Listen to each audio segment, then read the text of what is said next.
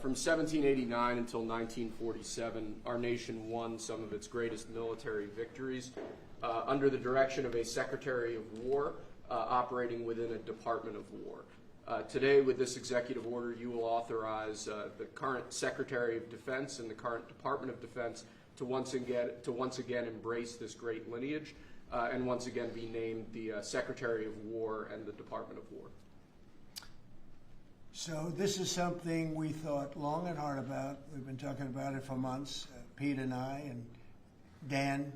We've been talking about this Department of War. So we won the First World War, we won the Second World War, we won everything before that and in between, and then we decided to go woke and we changed the name to Department of Defense. So we're going Department of War, and I'd like to ask our Secretary of War to say a few words. Pete Hegseth. I think it's a much more appropriate name, especially in light of where the world is right now. We have the strongest military in the world. We have the greatest equipment in the world. We have the greatest manufacturers of equipment by far.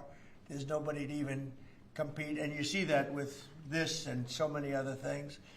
The Patriots are the best. Every element of the military, we make the best by far. So, Pete, I'd like to ask you and maybe Dan Raisin-Kane to say a few words, please. Mr. President, thank you. After winning a war for independence in 1789, George Washington established the War Department, and Henry Knox was his first Secretary of War. And this country won every major war after that, to include World War I and World War II. Total victory, Mr. President, as you said. Then 150 years after that, we changed the name after World War II from the Department of War to the Department of Defense in 1947. And as you pointed out, Mr. President, we haven't won a major war since, and that's not to disparage our warfighters, whether it's the Korean War, or the Vietnam War, or our generation of Iraq and Afghanistan. That's to recognize that this name change is not just about renaming, it's about restoring.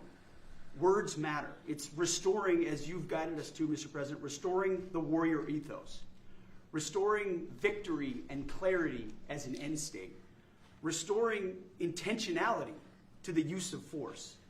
So at your direction, Mr. President, the War Department is going to fight decisively, not endless conflicts. It's going to fight to win, not to lose. We're going to go on offense, not just on defense. Maximum lethality, not tepid legality. Violent effect, not politically correct. We're going to raise up warriors, not just defenders. So this War Department, Mr. President, just like America, is back. Thank you for your leadership and your clarity. We're going to set the tone for this country. America first, peace through strength, brought to you by the War Department. We're back. All right, thank you very much. Very well stated, and really it has to do with winning. We should have won every war. We could have won every war, but we really chose to be very politically correct or wokey, and we just fight forever. Dan, say a few words, please. Yes, sir. Thank you, Mr. President. It's a true honor for me today to represent the incredible men and women of America's joint force. Today and every day, the 2.8 million service men and women stand ready to fulfill our sacred duty to protect America at home and abroad. As the President said, America's military is the single most powerful fighting force in the world. The mission you and the Secretary have given us is clear and unambiguous to deliver peace through overwhelming strength. And I remind everyone that the U.S. military can reach any adversary at the time and place of our choosing. Service to this nation is an incredible gift, and we're grateful and honored every day to do so. Thank you, Mr. President. Well, thank you, and it's an honor to sign this. And we will do that right now.